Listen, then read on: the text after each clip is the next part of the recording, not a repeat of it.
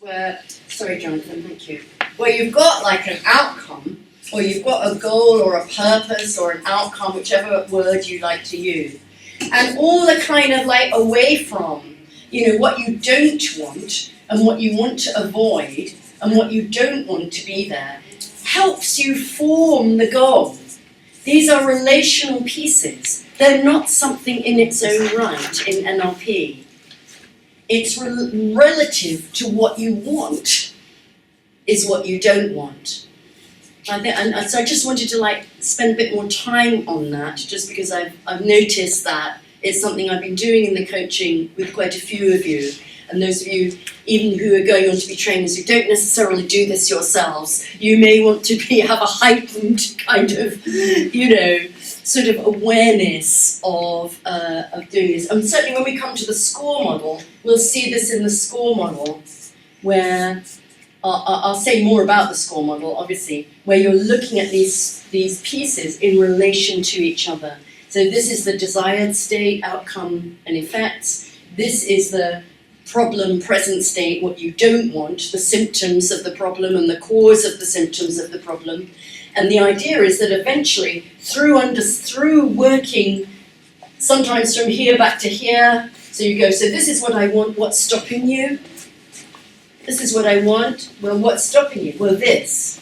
This is what I don't want, well, what do you want instead? Well, this. They're relational pieces, they only have meaning in relation to each other.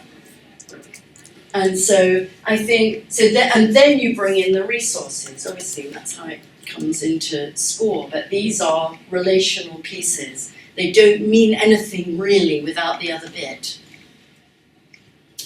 So I'm just sort of highlighting that really, because I think that's one of the metaprogram things that is really, really important, that you're bringing awareness, especially if this is a very big habit for you, to say what you don't want and to go into what's wrong and what's difficult, what's missing, what you want to avoid, what shouldn't be there.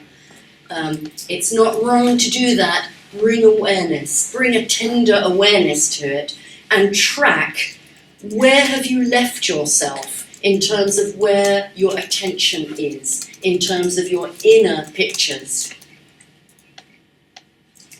And is that useful? That's the only thing. Is it useful?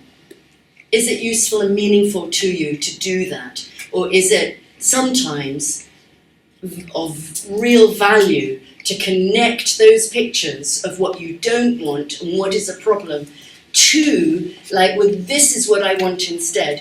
Now this becomes information about what needs changing and what needs transforming. So in other words, it starts to have a dynamic quality rather than a kind of dead, that's the quality. That's what I just don't want. That's where I fixed my attention.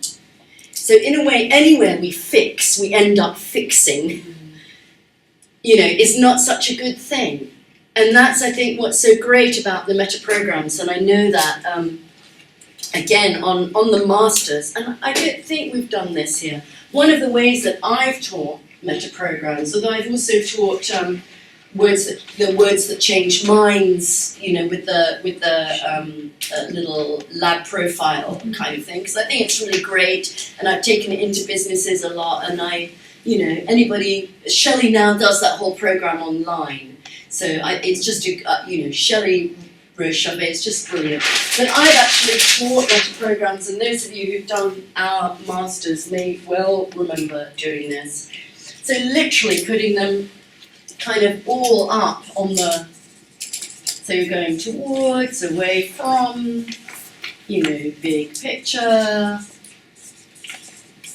detail, internal, external, options, procedures. There's ones about time, which are past, present, future. There's stuff about, short-term, long-term.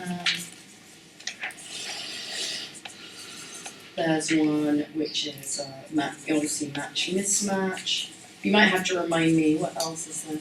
There's this kind of people, there's a content one, people, places, actions and something else we can. I mean, I'm sort of pushing out, I'm laying out my stall, if you like, of what I've been thinking would be helpful for you to further consolidate, you know, both the big picture kind of principles, but also the small detail modelling aspects of working with NLP at this kind of level. So sometimes what I've done is I've taken a problem that someone has had or an issue. Maybe it's not a problem, maybe it's in the form of a goal. And I've gone, are you thinking about what you want and are you thinking about what you don't want? Are you thinking big picture and have you got the detail? You know, how do you know that, you know, what's happening internally, what's the evidence externally? Where are you in terms of thinking about different options? Where are you in terms of thinking about procedures? And actually we've done it so that we've been kind of going, well, this is the pattern you're currently using. You know, we've underlined the main sort of metaprogramm bias, if you like, if there's been one. So in a way, that leaves you all the others to think from.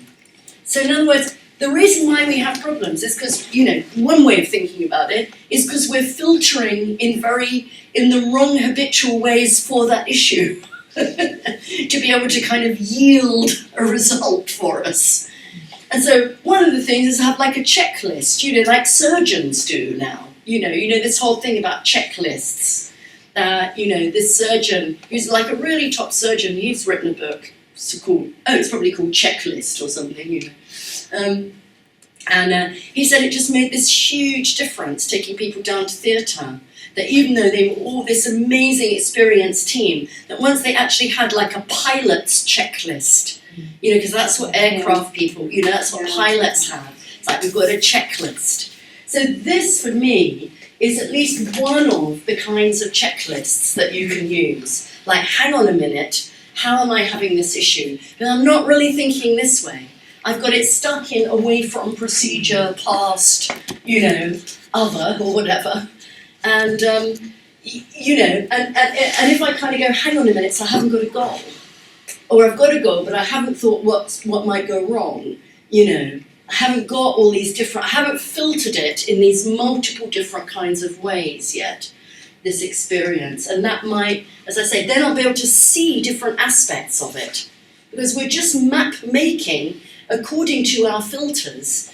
You can't see what you can't see, you can't hear what you can't hear. So you can have a checklist, you know, to kind of make sure that, you know, you're kind of going, well, hang on a minute, let's look at the key things that I could think about. So I did think that especially around towards away from. Yeah. And I think we did that last time as well around the operationalizing the NLP presuppositions.